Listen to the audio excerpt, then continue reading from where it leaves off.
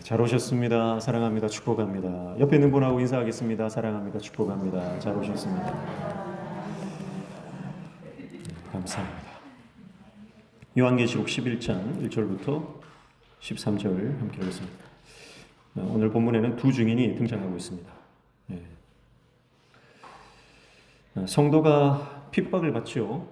그런데 핍박 가운데 그 핍박을 견디고 또 그 핍박을 돌파하며 하나님의 말씀을 전하는 증인들이 있습니다. 이 두 증인은 모세와 엘리야처럼 권능을 받아서 복음을 전합니다. 이 두 증인을 통해서 하나님의 강력한 역사가 일어나고 하늘의 권능이 드러나게 됩니다. 그러나 그들의 사역 가운데 그들은 죽임을 당하죠. 순교를 당합니다. 그러나 순교당한 것이 끝이 아니고 그들은 다시 부활하게 됩니다. 그리고 하늘로 올라가죠. 이를 통해서 우상 숭배자들 중에 남은 자들이 주님께 돌아온다라는 내용이 오늘 본문의 말씀입니다. 오늘 본문을 통해서 우리가 하나님께서 우리에게 어떤 말씀을 주시는지 몇 가지 살펴보려고 합니다. 첫 번째는 고난의 때라도 하나님은 교회와 성도를 붙드시고 보호하신다라고 하는 것입니다. 1절에 먼저 보시면 또 내게 지팡이 같은 갈대를 주며 말하기를 일어나서 하나님의 성전과 제단과 그 안에서 경배하는 자들을 측량하되, 그렇게 말씀합니다. 여기서 측량한다, 메트레오라고 하는 단어는 7장에 나오는 인친다라고 하는 단어와 같은 것입니다. 그러니까 여기에서 하나님의 백성들, 특별히 성전과 제단과 그 안에서 경배하는 자들을 측량해라. 이것은 인을 쳐라, 이 말이죠. 그것은 바로 하나님께서 하나님의 백성들과 함께 하신다는 뜻입니다. 그런데 이때가 언제냐면 2절에 보시면 성전 바깥 마당은 측량하지 말고 그냥 두라. 이것은 이방인에게 주었은즉 그들이 거룩한 성을 42달 동안 짓밟으리라 그랬어요. 그러니까 번제를 드리는 제사장의 뜰은 이방인에게 내어주고, 그러니까 그곳에 42달 동안, 42달이면은 1260일입니다. 이 1260일이라고 하는 것은 다니엘서에 이미 나온 그런 숫자입니다. 다니엘에 나오는 한때, 두때, 반때, 그러니까 3년 반이죠. 1260일이 3년 반이거든요. 이 기간은 하나님의 백성이 핍박을 받는 기간이에요. 그리고 이 핍박 가운데서도 말씀을 증거하고 또 하나님의 특별한 보호하심이 있는 기간입니다. 그 다니엘의 한때, 두때, 반때가 오늘 42달, 1260일로 다시 표현되면서 이게 마지막 때, 하나님의 백성들이 고난을 당하는 그 마지막 때도 하나님께서 허락하신 것이고, 그때에 하나님께서 하나님을 예배하는 그 예배자들을 지키시고 함께 하신다. 여러분, 우리 인생 가운데 고난이 없을 수는 없습니다. 특별히 지금은 마지막 때입니다. 마지막 때의 고난은 하나님께서 허락하신 겁니다. 내가 예수 믿는데 왜 이렇게 고난이 있는가? 세계 곳곳에 여전히 전쟁과 기근과 테러와 여러 가지 재앙과 재난들이 막 일어나고 있지 않습니까? 하나님이 살아계신데 왜 이런 일들이 일어나는가? 그것은 우리가 말씀을 보지 않고 어떤 인본주의적 시각, 인간적인 시각으로 역사와 또 상황을 판단하려고 하는 시도 때문에 그런 것입니다. 그러니까 우리가 말씀으로 돌아가면 이 재난이 하나님이 예언하신 것이구나. 지금 계시록에 예언된 이런 수많은 재앙들이 하나님께서 인류를 진행해 나가시는 그 과정 가운데 포함된 것이구나라고 하는 것을 말씀으로 돌아가면 깨닫습니다. 그래서 여러분, 우리가 흔들리지 않으려면 말씀으로 돌아가야 돼요. 말씀이 없는 사람들은 내 기준에서 생각합니다. 하나님이 살아계시다면 왜 이렇게 세상이 어지러운가? 왜 이렇게 사는 게 팍팍하고 힘든가? 인간의 기준으로 생각하니까 그런 거죠. 그런데 말씀으로 돌아오고 하나님의 지혜가 임하면 지금 당하는 이 고난들이 그냥 저절로 생기는 것이 아니고 이 안에 하나님의 뜻이 다 있는 것이고 이미 예언된 하나님의 섭리 가운데 하나구나라고 하는 것을 깨닫게 되는 것입니다. 자, 그러니까 고난의 때입니다. 핍박의 때입니다. 예수님을 믿는다는 것 때문에 손해를 입어야 하고, 그리고 많은 사람들로부터 손가락질을 받아야 하는 그런 시대입니다. 종교적 자유가 있다고는 하지만, 그러나 교회 다니고 예수님을 믿는다라고 하는 것을 어리석게 생각하는 수많은 그런 시선들이 있고요. 이것은 갈수록 심해질 것입니다. 지금 되어져가는 정치적 상황들, 사회적인 어떤 시대적 정신들, 이런 것들이 갈수록 복음을 전파하지 못하도록, 진리를 선포하지 못하도록, 한 분 하나님을 우리가 믿고 따라가는 것이 어리석은 것이다라고 끊임없이 말하는, 그것이 강력해지는 그런 시대에 우리가 살고 있는 것입니다. 그러나 그때에도 하나님은 함께 하신다는 거예요. 하나님이 우리를 측량하신다. 예배자들을 하나님이 측량하신다. 인치신다. 그렇게 말씀하는 것입니다. 하나님께서 인친 자들은 건들지 마라 그랬잖아요. 인친 자들은 건들지 마라. 그래서 하나님의 특별한 보호, 하나님의 특별한 돌보심을 말하는 것입니다. 그리고 하나님께서 이 마지막 때에 두 증인을 세우십니다. 그래서 이 증인들에게 하늘의 권능을 허락하고 계시다라고 하는 것을 볼 수가 있습니다. 근데 그 앞에 보면 1절에는 하나님께서 이 성전의 내부와 성소의 분향단에는 측량하시고 인을 치시고 그들은 보고하십니다. 근데 성전 바깥에 하나님 앞에 그 제사를 드리는 뜰은 이제 환란을 허락하신다, 이렇게 말씀하죠. 제가 이 말씀을 가만히 묵상하다가 그런 생각이 드는 거예요. 우리가 어떻게 이 말씀을 해석할 수 있을까? 그러니까 지금 성소 안의 개념은 그거죠. 매일 2번 거기에 이제 불을 꺼뜨리지 않도록 점검을 하지 않습니까? 분향단이라고 하는 것은 성도들의 기도를 말하는 겁니다. 그래서 이 기도의 불이 끊이지 않도록, 하나님의 임재의 불이 끊이지 않도록 계속해서 제사장은 그 안에 들어가서 하나님의 이 등잔대와 또 분향단을 점검을 해야 되는 것이죠. 그런데 바깥에는 제사를 드리는 거죠. 예배가 일어나는 장소입니다. 그런데 이 예배의 공간은 허락을 하셨다. 이방인들에게 허락을 하셨다. 환란을 허락하셨다. 저는 이 말씀을 보면서 좀 소름이 돋더라고요. 왜냐하면 이제 코로나 때가 생각이 나는 거예요. 코로나 때 우리가 공예배가 다 폐쇄가 되지 않았습니까? 교회가 폐쇄되고 예배 드리는 것이 제한되고 하는 것들을 우리가 이미 겪었죠. 어쩌면 우리가 한때, 두때, 반때, 3년 반인데요. 이 코로나 기간에 일어났던 이 일들이 오늘 이 말씀의 어떤 전조 같은 그런 생각이 드는 거예요, 저는. 그래서 예배를 드리는 것, 공예배는 폐쇄가 되었습니다. 예배당에 들어올 수도 없죠. 최소한의 정부가 인정해주는 사람들만 들어와서 예배를 드릴 수 있는 그런 상황들이 펼쳐졌습니다. 그런데 아마 이것은 하나의 어떤 상징이다, 이렇게 볼 수 있을 것 같아요. 앞으로는 더 큰 환란의 때가 온다. 하나님 앞에 함께 모여 예배하지 못하는 그 극심한 환란의 때가 계시록에 예언된 대로 반드시 올 것이다 라고 하는 것입니다. 그런데 여러분 보십시오.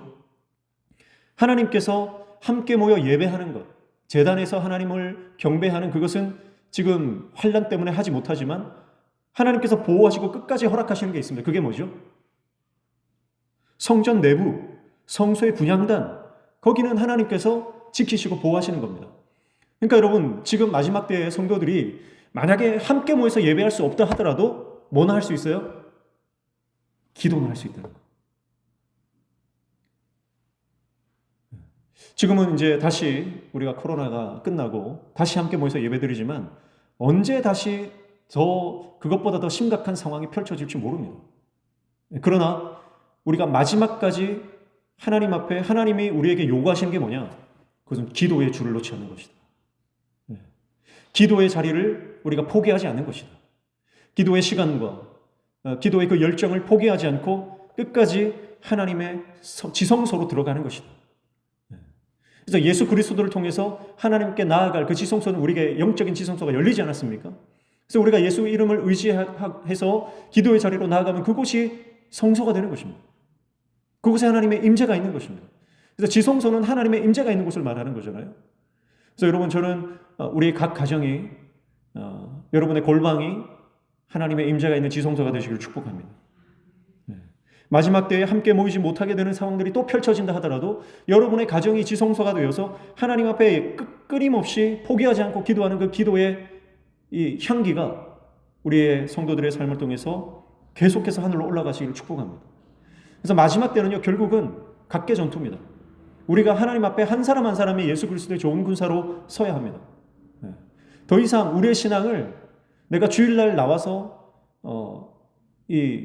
한번 예배 드리는 것으로, 주일날 나와서 함께 모여서 예배하는 것으로 만족하는 신앙에서 벗어나야 됩니다.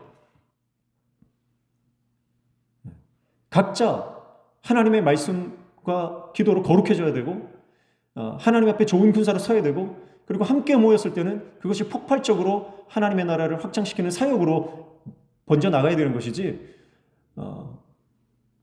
혼자 있을 때는 믿는 둥 마는 둥 하다가 교회에 와서 겨우 신앙을 유지하는, 그래서 교회가 마치 응급실이 되면 안 되는 거예요. 어떤 교회는 응급실 같은 교회가 있습니다.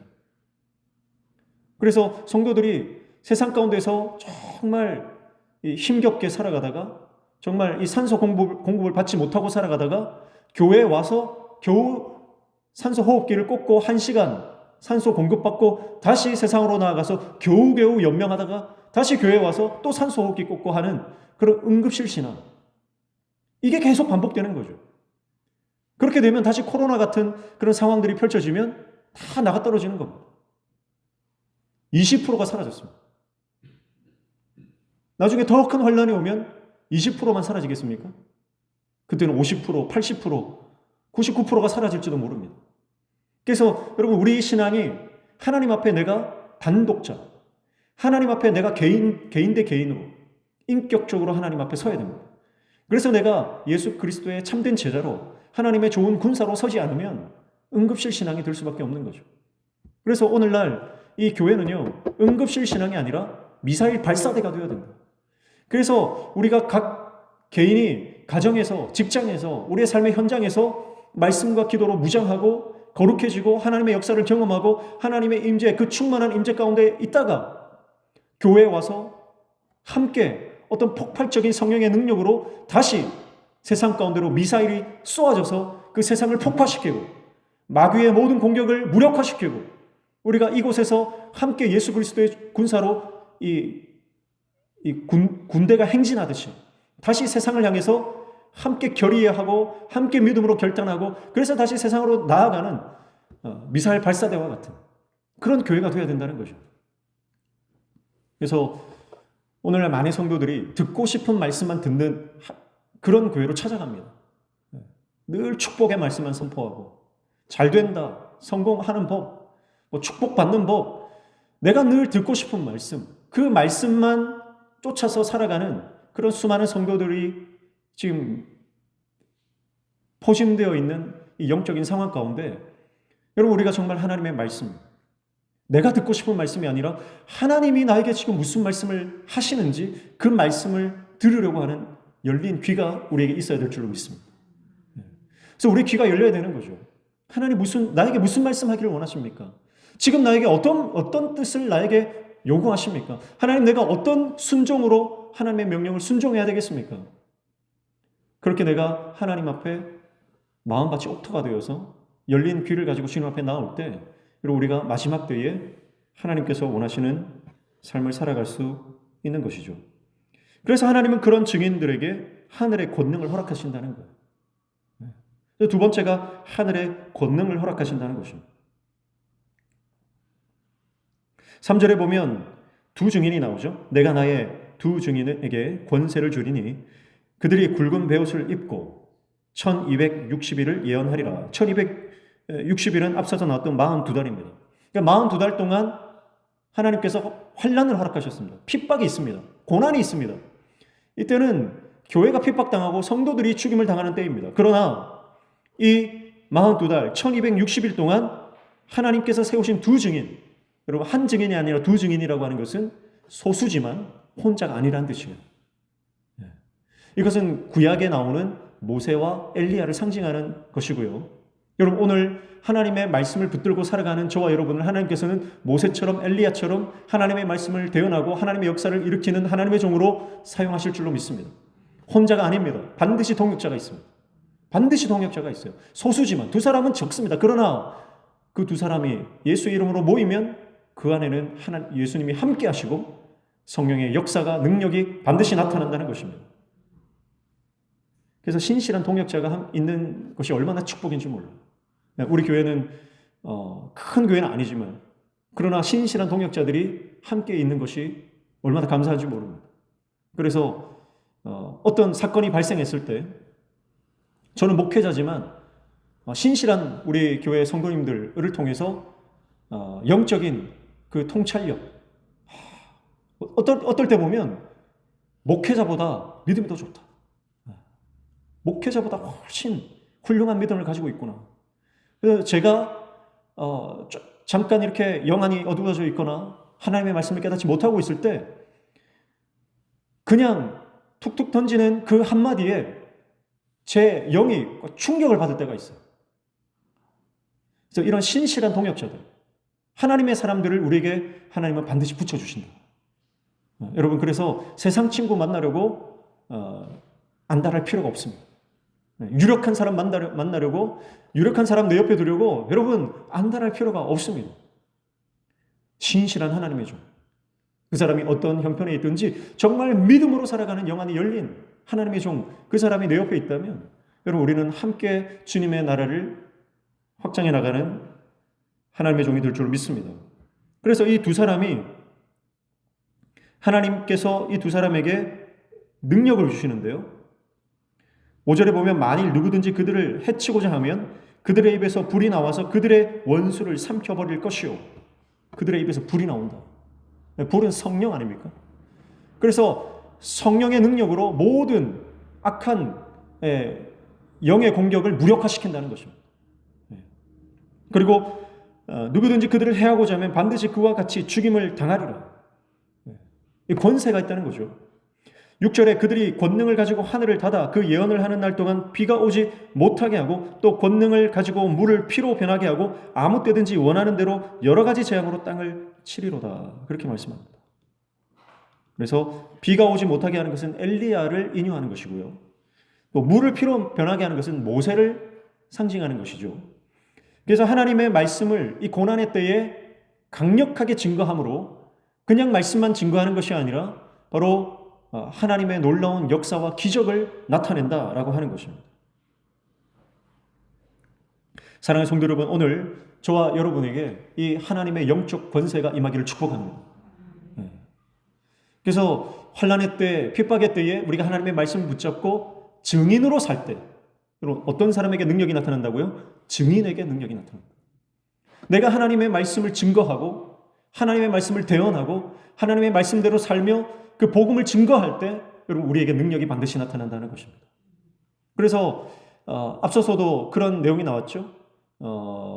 그 신명기 말씀에 나와 같은 선지자를 세우리니, 이미 신명기에 모세가 이스라엘 백성들에게 모세가 자신이 죽고 나면 하나님께서 나와 같은 선지자를 세우실 것이다. 그것은 시대마다 하나님께서 세우신 것. 그리고 요한계시록이 예언하는 이 마지막 때에도 그런 선지자들이 세워진다는 거죠.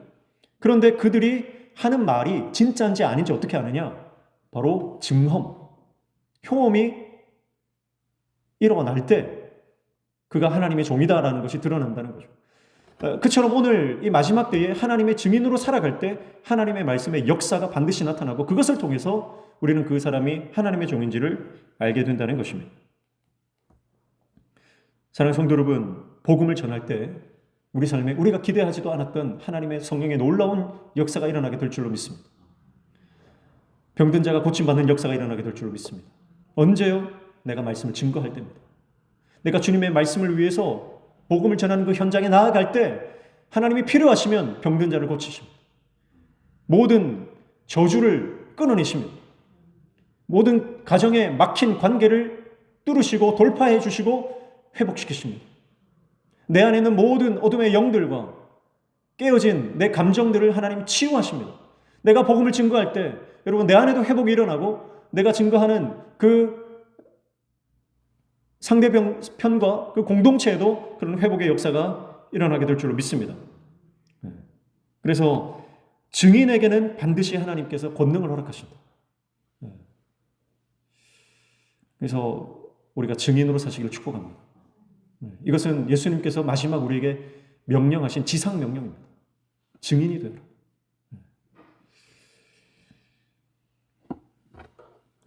그런데 세 번째, 이 증인들이 죽임을 당한다는 거예요. 죽임을 당한다.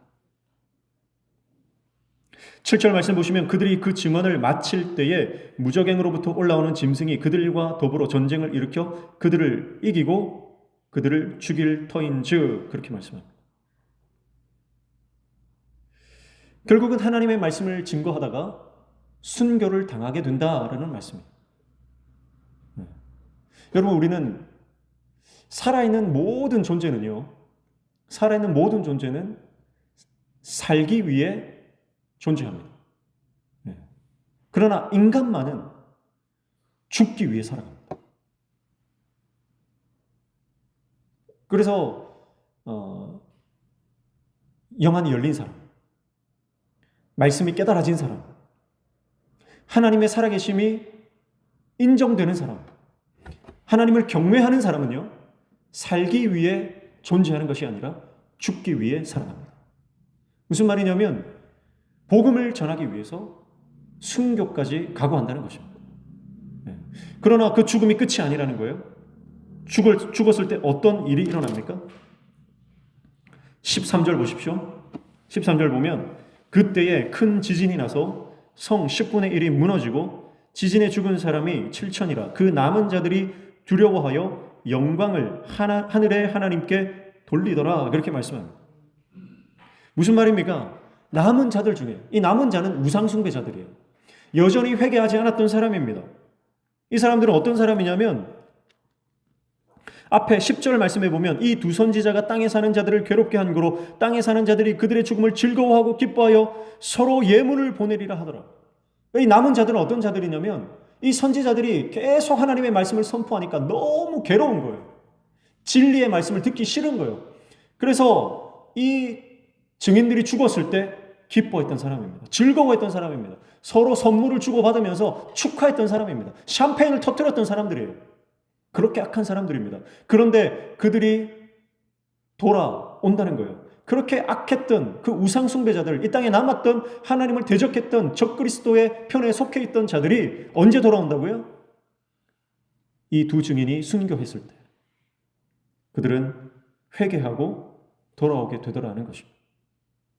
여러분, 우리가 하나님의 말씀 때문에 손해볼 때,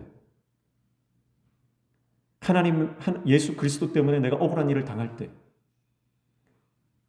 그리고 실제로 내가 주님 때문에, 말씀 때문에, 복음 때문에 내 재산과 생명을 빼앗길 때, 그때 변하지 않을 것 같았던 사람들이 변하고 주님께 돌아오는 역사가 일어난다는 것입니다. 여전히 완악한 남편이 언제 돌아옵니까? 내가 십자가에 죽을 때입니다. 내가 죽지 않으면 절대 돌아오는 역사가 일어나지 않는다는 것. 그래서 하나님은, 어쩌면 하나님의 마음은 그들을 죽이고 싶지 않았을 겁니다. 그러나 그들이 죽어야 하는 이유가 있어요. 그것은 바로 그들이 죽을 때 남은 자들이 돌아오는 역사가 일어나기 때문입니다. 그것은 예수님께서 십자가에 죽으신 원리와 같은 거죠. 하나님은 예수님을, 하나밖에 없는 독생자 예수를 십자가에 달려 그 어마어마한 고통 가운데 밀어넣기를 원하지 않으셨습니다. 그러나 예수님이 그 길을 가셔야만 인류에게 소망이 회복되기 때문에, 살 길이 열리기 때문에 하나님께서는 어쩔 수 없이 그 길을 선택하시는 것이죠. 그와 같이 여러분, 어쩌면 하나님은 우리 믿는 자들의, 저와 여러분의 핍박, 고난, 고통, 눈물 기뻐하지 않으십니다. 그것 하나님께서 무슨 그런 걸 기뻐하시는 분이 아니라는 거예요. 그러나 그것을 우리에게 허락할 수밖에 없는 이유는 여전히 하나님께서 돌아와야 될 백성들을 기다리시기 때문에, 여전히 하나님께서 포기하지 않는 돌아와야 할 백성들, 그들이 있기 때문에 어쩌면 먼저 된 우리가 그렇게 사용되어 저 가는 것입니다. 사랑하는 성도 여러분, 증인의 순교를 통해 남은 자들이 회개하고 돌아오는 역사가 일어났던 것처럼 오늘 우리가 말씀 때문에 영혼 구원을 위하여 내가 죽어질 때 우리 가정에 내 삶의 영역 안에 돌아와야 될 하나님의 사람들이 드디어 돌아오게 되는 역사가 일어난다는 것을 믿고 기꺼이 그 십자가의 길을 가는 저와 여러분 되시기를 축복합니다. 마지막 네 번째는 순교자는 부활의 영광에 참여하고 박해자들은 여전히 끝까지 회개하지 않는 자들은 그들의 삶의 기반이 무너지고 심판을 당할 것이다. 그 말씀을 하고 있습니다. 11절 말씀해 보시면 3일 반 후에 하나님께로부터 생기가 그들 속에 들어가매 그들이 발로 일어서니 구경하는 자들이 크게 두려워하더라. 그렇게 말씀합니다. 죽음이 끝이 아니기 때문에 우리는 죽음을 두려워할 필요가 없습니다. 죽음이 끝이라면 십자가는 그저 저주입니다. 그러나 예수 그리스도가 부활하심으로 저주의 십자가는 부활의 상징이 된 것입니다. 그래서 더 이상 십자가는 저주가 아니라 부활의 영광을 가리키는 이정표가 된 것이죠. 그래서 한 화가는 십자가에 하나님의 하늘에 빛이 비치는 그 광경을 그렸습니다. 그래서 이 샤갈이라고 하는 화가가 십자가에 하늘의 빛이 찬란하게 비침으로 더 이상 그 십자가가 그 저주의 십자가가 아닌 부활을 상징하는 찬란하게 하얗게 빛나는 그 십자가로 그렸어요. 그래서 더 이상 사람들은 이제 십자가를 보면서 고통과 고문과 핍박과 저주와 지옥을 상징하지 떠올리지 않고요. 십자가를 보면서 예수 그리스도의 부활과 승리를 바라보게 되는 것입니다. 그래서 만약에 부활이 없으면 십자가는 의미가 없는 것입니다. 부활이 없으면 내가 예수 믿는 것조차 세상에서 가장 미련하고 가장 후회스러운 일이 될 것이다. 사도 바울도 그렇게 말한 바가 있죠. 그래서 하나님께서는 우리가 주님을 위해서 당하는 이 고난, 핍박, 여러 가지 아픔과 상처, 이 모든 것을 역전시키신 부활의 영광 가운데 우리를 참여시키실 줄로 믿습니다. 그러나 반면에 13절 보시면 그때 큰 지진이 나서 성 10분의 1이 무너지고 지진에 죽은 사람이 7천이라 그 남은 자들이 두려워하여 영광을 하늘의 하나님께 돌리더라. 결국 하나님께서 이 땅에서 핍박받은 사람들은 하나님의 사람들은 부활의 영광에 참여하심으로 놀라운 영광 가운데 참여시키시지만 이 땅에 소망을 두고 살았던 사람들은 땅에 있는 것들이 큰 지진이 나서 무너짐으로 이 땅에 있는 소망을 사라지게 하신다. 그렇게 말씀하고 있는 것이죠. 사랑하는 성도 여러분, 오늘 우리의 소망을 하늘에 두시길 축복합니다. 이 땅에 소망을 두지 마십시오. 결국은 이 땅에 있는 것들은 하나님의 심판의 때에 다 무너져서 사라져 버릴 것입니다. 모든 물질이 풀어져 물과 같이 될 때 내가 이 땅의 것에 소망을 두었다면 그 모든 것들은 함께 다 풀어져서 정말 아무것도 아닌 정말 원소 상태로 돌아가는 그런 심판의 역사가 일어날 것입니다. 그러나 이 땅에 소망을 두지 않고 하나님 나라에 소망을 두고 끝까지 주님 나라를 바라보며 살아갔던 인생은 놀라운 하나님의 부활의 영광을 경험하게 될 것입니다. 사랑하는 성도 여러분, 오늘 우리는 두 증인에 대해서 계시록을 통해서 함께 살펴보았습니다. 오늘 저와 여러분이 마지막 이때에 신실한 하나님의 증인으로 살아가시기를 축복합니다. 그래서 내가 하나님의 말씀을 증거하는 복음 전도자의 삶을 살 때, 증인으로 살아갈 때 하나님은 우리를 통해서 죽어가는 영혼들이 주님께 돌아오고 구원받는 영혼 구원의 역사를 우리를 통해 일으키실 줄로 믿습니다. 그리고 사라져버릴 이 땅에 소망을 두지 말고 영원한 하나님 나라, 천국 본향을 바라보며 그 천국에 나의 상급을 쌓아가는 하나님의 종 되시기를 주님의 이름으로 축복합니다. 찬양하겠습니다. 찬송가 218장